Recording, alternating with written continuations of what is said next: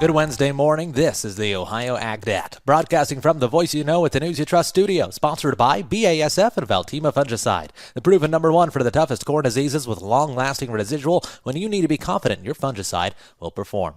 I'm Joel Penortwood, taking a look at your farm news this morning. Looks like another day of nice weather, at least here in central Ohio. We'll talk about weather in a moment, but first, let's get to your news feed, delivered to you by Epperts Field Seeds, delivering proven local seed performance to Ohio farmers. It's time to start planting Epperts. Call us at 937-473-2521 or visit online at eppertseeds.com. The Ohio Pork Council is welcoming 3 new team members to its staff. Blake Campbell has joined the organization as Producer Education Director, where he'll focus on producer outreach and educational programming. Kayla Barker steps into the role of Consumer Information Director, helping share the story of Ohio pork production with consumers, while Michelle Bailey has been named Office Manager. Ohio Pork Council leaders say the additions will strengthen the organization's ability to serve producers and connect with consumers across the state. Elsewhere, earlier this week had the Crop Progress Report, and wet weather continues to challenge Ohio farmers as planting season moves into June. The Crop Progress Report brought to you by Relentless Ag. The latest USDA numbers say corn planting reached 73% complete and soybean planting climbed to 74%, both remaining behind the state's 5-year average pace. Now, crop emergence, of course, continues to advance, and farmers across much of Ohio hoping for a stretch of drier weather to make up lost ground here, and it looks like they're getting it. In the latest Ohio Field Leader Roadshow podcast is out, and Dusty Sonnenberg visits with Seneca County farmer Brett Margraf to discuss regenerative agriculture and soil health practices on his operation. Margraf shares how years of no-till farming, cover crops, and integrating livestock into the system have helped improve soil function and resilience. The conversation highlights both the opportunities and challenges of implementing conservation-minded practices and offers insight into how regenerative agriculture is being put into action on an Ohio farm. You can go find that full story online at ohioagnet.com. And again, the Ohio AgNet news feed brought to you by Epperts Seeds. Let's turn our eyes to weather and talk with Ryan Martin, Chief Meteorologist. More dry weather here at midweek. I'm Chief Meteorologist Ryan Martin with that Ohio Ag Weather Update. High pressure being analyzed this morning right along the Indiana-Michigan line, and it's dominating the entire eastern part of the Corn Belt. Full sunshine today, good evaporation, pleasant temperatures. Yes, it's warmer than it was to start the week, but not overly hot. We've actually been able to keep a lid on the oppressive hot temperatures so far this season. I think we stay dry right on through Friday and into early Saturday morning. Saturday's interesting because in the pre-dawn hours we see a nice band of showers and thunderstorms stretching across Michigan. That'll sag southward into Ohio through Saturday, lingering Sunday morning and midday. All in, all done, probably a quarter to maybe 1 inch with coverage at around 80% of Ohio. Then we are dry for Sunday afternoon, Monday, Tuesday, Wednesday of next week before showers come back next Thursday, Friday, and Saturday. Timely rains is what I'm calling it. I'm meteorologist Ryan Martin. Thanks, Ryan. Weather brought to you by Seed Consultants. Simply better performance. Online at seedconsultants.com. Your farm news continues as we check in with Joe Everett. President Donald Trump has announced tariff reductions on certain agricultural and industrial equipment, a move that could help ease some cost pressures facing farmers and machinery dealers. Under a new proclamation, tariffs on products like harvesters, bulldozers, forklifts, and HVAC equipment could be reduced from 25% to 15%. The administration also lowered tariffs to 10% on products manufactured abroad that contain at least 85% U.S.-produced steel, aluminum, or copper. The action comes as farm equipment manufacturers continue to face challenges from higher raw material costs, labor shortages, and global trade uncertainty. Industry reports indicate nearly 90% of equipment dealers expect machinery prices to rise between 1% and 6% through the end of the year. Despite the headwinds, some analysts see signs of stabilization. According to the Association of Equipment Manufacturers, combine sales rose 3.4% year over year in April, while tractor sales declined about 1%. Reporting for the Ohio AgNet, I'm Joe Everett. Thank you, Joe, and let's take a quick break. We'll be right back with more farm news as the Ohio AgNet continues. Hi, I'm Tyler Miller, a soybean farmer from Crawford County. When I grow soybeans, I'm not just raising a crop, I'm creating fuel at home. Biodiesel adds nearly $2 to our bushel price and strengthens our energy independence. If you're not using biodiesel on your farm, now's the time.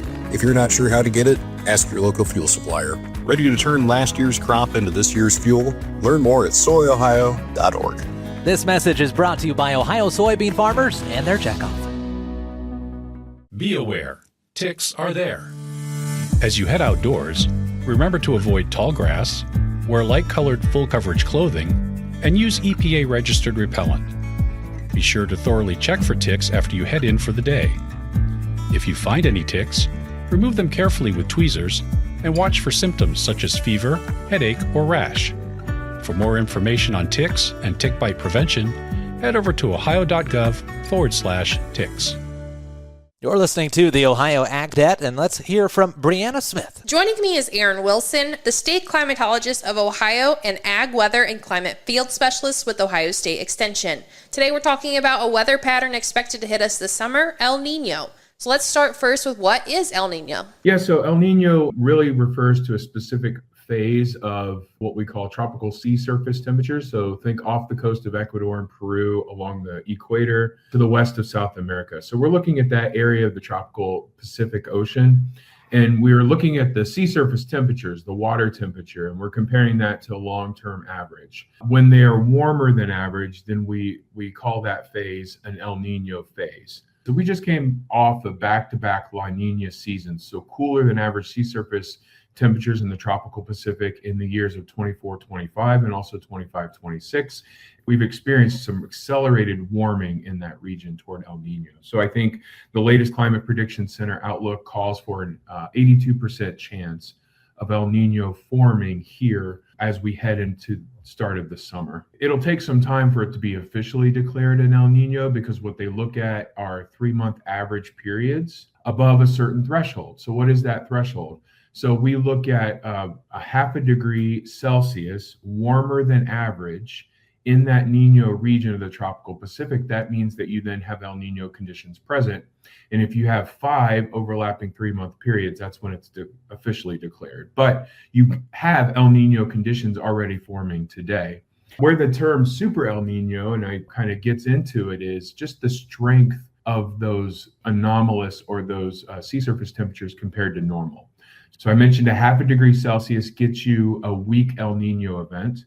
If you get to 1 degree difference compared to the long-term average, that's a moderate event. 1.5 degrees Celsius difference is a strong event. And then once you get above 1.5, you get into the very strong category. What are the effects that we can expect to see from the El Nino this summer? So when we're just now heading into an El Nino event for the summertime, it's not likely to have a strong impact on this summer. Now, there are weaker signs. If you do composites, like you look at all these events in the past, there's a much bigger impact in the Ohio Valley's winter and most of the U.S. winter versus summer. But for summer, there's not a strong temperature sort of indicator for us. You go closer to the great upper Michigan, Wisconsin, closer to the upper Great Lakes. What it does is there's a little bit stronger of a signal toward dry conditions in the Ohio Valley, a little bit during the summer as well. So, coming off some big drought years here in 24-25 for us, this is something I'm honing in on for us because we're still in sort of a long-term precipitation deficit, especially across Northwest Ohio right now. So obviously timing isn't great this spring, but it's been good to get rid of those drought conditions because we're heading into a period where it could get a little bit dry. Once we get into winter, most of the time our El Nino winters are very much warmer than average and very much drier than average. It really dries out here in the Ohio Valley. So yes, we're looking at El Nino. We have confidence that it's going to develop. How strong it gets is still up to meteorological debate, or we're watching those models and those guidance. And it's likely to have a bigger impact in our winter, but that's not to say it won't have an impact this summer. Thank you, Aaron. For the full conversation with Aaron Wilson, head to ohioagnet.com. Reporting for Ohio's Country Journal and Ohio AgNet, I'm Brianna Smith. Thank you, Brianna. USDA officials are telling us New World screwworm remains a growing threat to the U.S. livestock industry, with the closest confirmed case now reported just 25 miles south of the Texas border in Mexico. That's much closer than previous reports. Agriculture Secretary Brooke Rollins says the U.S.-Mexico border has remained closed to live animal imports since last summer to help prevent the pest from entering the country. Still, producers are on edge about about it. Officials stress the parasite is not a food safety concern and not spread directly from animal to animal. Instead, a fly lays eggs in open wounds with larvae causing severe damage to livestock and wildlife. USDA has now increased border surveillance, deployed trained detection dogs, and expanded wildlife monitoring efforts. The primary defense remains the release of sterile flies, a technique that successfully eradicated New World screw-worm from the United States many decades ago. The USDA says thousands of traps along the border have so far come back negative, but livestock producers are encouraged to closely monitor animals for unusual wounds and contact a veterinarian if concerns arise. Now, of course, Ohio not a southern border state, but any sort of influx or change in the livestock industry down south would have ripple effects here in the Buckeye State. Elsewhere, farmer sentiment has weakened slightly in May as concerns about rising costs and farm profitability continue to weigh on producers. The latest Purdue University CME Group Ag Economy Barometer slipped from 121 points in April to 119 in May, so down just a bit. The biggest concern remains input cost, 51% of farmers identifying them as their top challenge, the highest percentage recorded by the survey. Nearly half of respondents said rising expenses are preventing improvements in their financial position this year. The survey also found 14% of farmers believe their operation is in better financial shape than a year ago, while the Farm Capital Investment Index declined, signaling less interest in making major equipment and infrastructure purchases. Despite current challenges, some producers remain cautiously optimistic, with expectations for the year ahead holding relatively steady. And we'll talk about farm markets coming up next on the Ohio AgChat. Stay tuned. Whether you're in the fields or on the farm, creating a safer work environment has never been easier. BWC's safety consulting services are included with your policy premiums and offer training and education for everyone in your farming operation. It's always the right time to make safety a priority. Visit bwc.ohio.gov or call 1-800-644-6292. The Ohio Bureau of Workers' Compensation, here to help you work safely. Looking for heavy equipment but don't know where to buy? Purple Wave Auction has you covered. Always online and always no reserve. It's your destination for construction or ag equipment ready to work. We even sell semis, trailers, and fleet equipment for your operation. Best part? It's free to join. Head to purplewave.com. That's purplewave.com. Sign up for a free account and start bidding today. Purple Wave Auction, the easiest and most straightforward way to buy and sell equipment. You're listening to the Ohio AgChat. Let's talk about markets. This morning's market analysis brought to you by the Louis Dreyfus Company. Excited to bring a brand new soybean crush facility to Upper Sandusky, Ohio. Learn more about marketing your soybeans with LDC at 574-566-2113. Ryan Martin. Grain markets finished largely weaker yesterday. Double-digit losses in soybeans, corn, and wheat lower as well. If you can hear in the background, tractors running. I'm out standing in my field, literally, as I bring you this update on the market closes from Tuesday. And most of the market was abuzz about the on-again, off-again geopolitical situation, war in Iran and all of that, but also crop progress numbers that were out on Monday afternoon really hit the market hard yesterday, but it was interesting. This was the third worst set of good to excellent conditions we've ever had in 10 years on corn, tied for third on spring wheat and soybeans. But yet, the market says,